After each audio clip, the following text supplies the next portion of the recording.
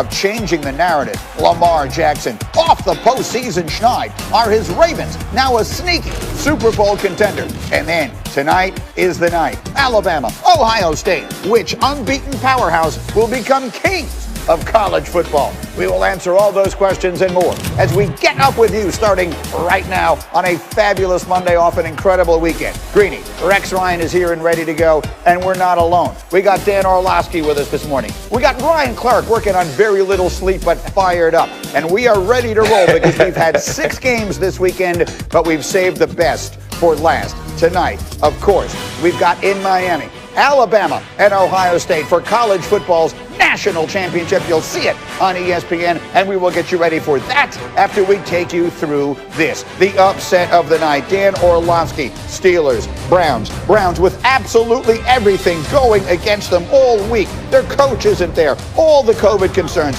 Barely practiced. But then the very first play from scrimmage, Dan, what? Well, Marcus Pouncey's going to step hard to his left, and when he goes hard left, that right hand in that shotgun snap always going to drift high and right, and he knows it. That completely is on him. Horrible start for Pittsburgh. That's the first offensive play of the game, and then it gets worse.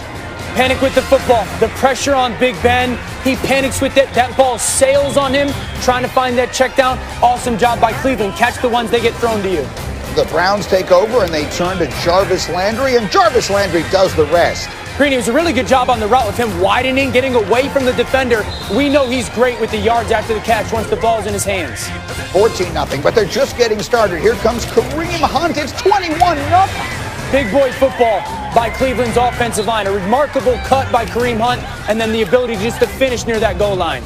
Now, hold on. We're still in the first quarter. Steelers 2nd and 20. Ben, oh, you're kidding me. High and hot. The throw is high and it's hot to Deontay Johnson. We know that he's had some drops this year. Again, Cleveland did a great job of just catching tips and overthrows. You've got to catch those against playoff football teams. Their defense showed up and did that last night. And so a pick leads to a Kareem Hunt touchdown, and then another pick leads to another Kareem Hunt touchdown, and the Cleveland Browns become the first team with 28 points in the first quarter of a playoff game since 1969.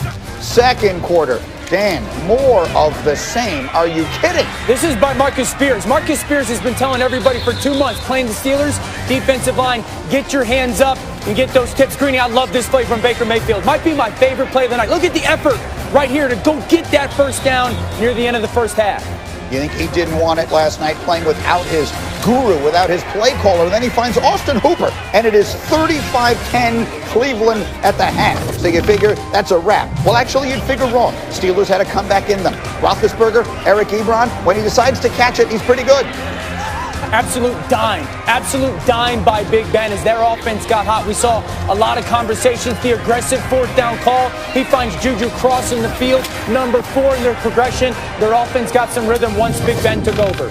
35-23, they're right back in the game, but then this was the biggest play of the night. This ends it. This is the game ender. An awesome situational play call from the stands by Kevin Stefanski. Chubb and that offensive line operates it perfectly. And then for good measure, Ben Roethlisberger throws his 4th pick. So here are the numbers on Ben. 47 of 68, 501 yards, 4 touchdowns, 4 picks, in tears as he walks off. Baker Mayfield and the Browns, what a win. We're here for a reason. There's a new standard, and I keep talking about it. No, I wasn't here for the things that have happened in the past, some of which I was too young to even remember. And there's a new standard, and we're going to, try and keep it that way. A dominant performance like this, what does it say about who you guys are? Who are the Cleveland Browns right now? We're the Cleveland Browns. Same old Cleveland Browns. That's what Juju Smith-Schuster called them on Wednesday, and now those words come back. So much to say. Orlovsky, I'm starting with you. With everything this team has been through, how would you describe what the Cleveland Browns accomplished last night? That's the most impressive win I have ever seen in my life. In my life. I mean, this is a team that hasn't practiced football in 3 weeks. They're going on the road against a 12-win team that has absolutely dominated them for more than 15 years. They don't have their head coach. They don't have multiple assistant coaches. They're without multiple starters. And they did it because their offensive line was absolutely clinical. You talk about an offense that wants to run the football. Be good on the front side, great on the backside. Watch the backside here. Treader and Conklin. Vision, don't block the blitzer. Look at Treader's block to get out in front and Conklin to find that second-level linebacker to give Kareem Hunt that cut. And then the physicality to finish. I love that one. This 3rd and 3 is remarkable. You get motion, but watch the backside again by this offensive line. Conklin, Treader, you go get that backside linebacker. Conklin cut off. Now, Treader, you go get a body on a body on a body on a body.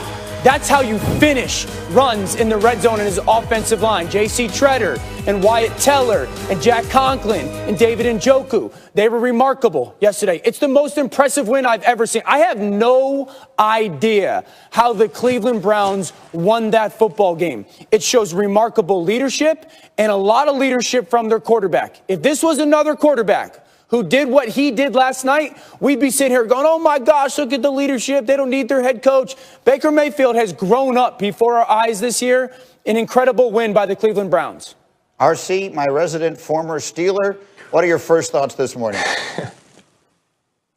You know what? That the Cleveland Browns look more like the Pittsburgh Steelers historically than the Pittsburgh Steelers did. And obviously, I'm a former Steeler, right? So you want to focus on the Steelers. So if you do pick, but the Cleveland Browns were poised. You say that the Steelers looked unprepared, but the Cleveland Browns looked like they had been in their building for the last 3 weeks working overtime. It looks like when you see the Cleveland Browns, they're the team that's ascending and that the Steelers are the team that is descending. And that's the truth. The Steelers have a quarterback that is old. The Cleveland Browns have a young quarterback who is now finding himself and finding his role as a leader. And when you think about what the Cleveland Browns did to the Pittsburgh Steelers last night, here is the most telling contrast to me.